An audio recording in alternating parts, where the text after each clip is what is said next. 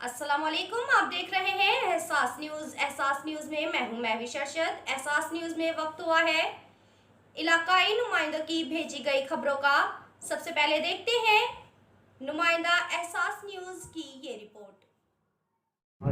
जी बिल्कुल, मुल्क भर की तरह गोजरा में भी जो है जश्न ईद मिलादुन नबी नहायत अकीदत और एहतराम के साथ मनाया जा रहा है। मुख्तलिफ मस्जिदों से जो है वो जुलूस निकाले जा रहे हैं। मेरे साथ यहाँ पर एक शहरी मौजूद है, उनसे मज़ीद जानते हैं कि आप ईद मिलादुन नबी के हवाले से क्या कहना चाहते हैं। जी अस्सलाम वालेकुम।